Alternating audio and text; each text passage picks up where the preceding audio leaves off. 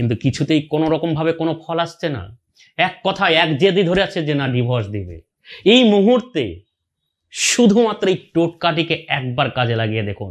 সেই ছেড়ে চলে যাওয়া মনের মানুষটি, অর্থাৎ আপনার স্ত্রী বা স্বামীকে আপনি আপনার মনের মতোভাবে বশীকরণ করতে পারবেন। আর কোনোদিন আপনাকে ডিভোর্স দিবে না, উনি নিজেই ফিরে আসবে আপনার কাছে, আপনাকে আনতেও যেতে হবে না। এইরকম যদি বশীকরণ করতে হয় তাহলে কি করবেন?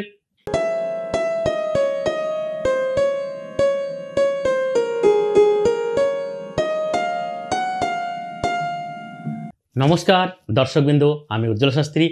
আপনার ছেড়ে চলে যাওয়া স্ত্রী বা স্বামীকে পুনরায় ফিরে পেতে হলে এই ভিডিওটিকে আপনাকে সম্পূর্ণ দেখতে হবে।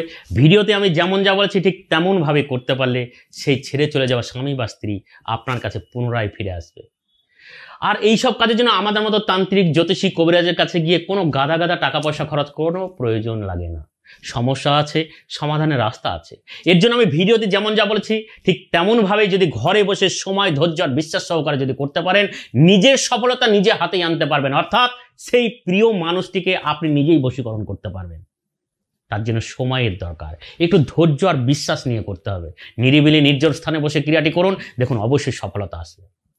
যখন আপনার স্ত্রী বা স্বামী আপনাকে ছেড়ে চলে গিয়েছে, ডিভোর্স দিতে চাইছে, কিন্তু আপনি চাইছেন তাকে নিয়েই সংসার করতে, তাকে কোনোদিন ছাড়তে চাইছেন না, তাকে হারাতে চাইছেন না, আর এর জন্য আপনি চেষ্টা করছেন আত্মীয় স্বজন জ্ঞাতিজনদেরকে দিয়ে বুঝিয়ে পারিয়ে কোনো রকমভাবে যদি মানিয়ে নেওয়া যায়, কিন্তু কিছুতেই কোনো রকমভাবে কোনো ফল আসছে না। এক কথায় এক জেদি ধরে আছে যে না ডিভোর্স দিবে। এই মুহূর্তে শুধুমাত্র এই টোটকাটিকে একবার কাজে লাগিয়ে দেখুন। সেই ছেড়ে চলে যাওয়া মনের মানুষটি, অর্থাৎ আপনার স্ত্রী বা স্বামীকে আপনি আপনার মনের মতোভাবে বশীকরণ করতে পারবেন। আর কোনোদিন আপনাকে ডিভোর্স দেবে না, উনি নিজেই ফিরে আসবে আপনার কাছে, আপনাকে আনতেও যেতে হবে না। এইরকম যদি বশীকরণ করতে হয় তাহলে কি করবেন? বাজার থেকে একটি গোটা সুপারি, একটি লম্বা মাপের কাপড়ের টুকরো, ফিতের মতো সরু, 1 ইঞ্চি থেকে 1.5 ইঞ্চি চওড়া মতো, একটি হরিতকি, সামান্য পরিমাণ গুঁড়ো হলুদ আর 1 টুকরো কর্পূর। এই যে জিনিসগুলোকে বললাম সেগুলো কাপড়ের টুকরোটার মধ্যে নিয়ে ভালো করে গিট দিয়ে নিই।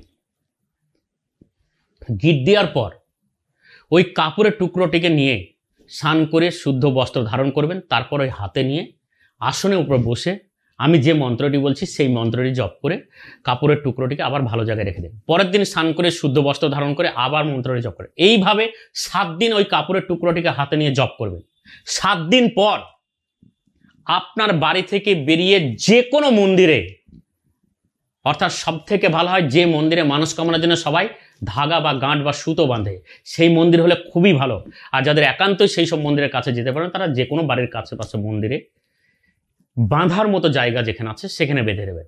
আর যারা বাড়ির আশেপাশে যেখানে মনস্কামনার জন্য সবাই একই জায়গাতেই দেখবেন সুতো বাঁধছে, কেউ ইট বাঁধছেন, কেউ মাটির ঢেলে বাঁধছেন, কেউ হরিতকি বাঁধছেন, কেউ সুপারি বাঁধছেন, কেউ শুধু কাপড়ের সুতো বা কাপড়ের টুকরো বাঁধছেন, সেই জায়গায় গিয়ে আপনি বেঁধে দিন। বেঁধে দিয়ে চলে আসার পর মাত্র কয়েকটা দিন অপেক্ষা করুন। দেখুন আপনার স্ত্রী বা স্বামী নিজে মুখেই ফোন করে জানাচ্ছে যে আমি যেতে চাইছি, ডিভোর্স দিতে চাইছি না, সংসার করতে চাই। তাই এই সুখবরটা পেতে হলে এই মন্ত্রটি জপ করুন। ওং নম মহাপক্ষীপেয় অমুক মম বর্ষ কুরু কুরু সাহা। মন্ত্রের মধ্যে যেখানে অমুক আছে সেখানে আপনার ছেড়ে চলে যাওয়া স্ত্রী বা স্বামীর নামটি উচ্চারণ করুন। ভিডিওটি সম্পূর্ণ দেখার পর কারোর কোথাও কিছু যদি প্রশ্ন জেগে থাকে অবশ্যই ফোন নাম্বারে ফোন করে জেনে বুঝে তারপর ক্রিয়াটি শুরু করুন। তাই আজকে এই পর্যন্ত। ভালো থাকুন, সুস্থ থাকুন, নমস্কার।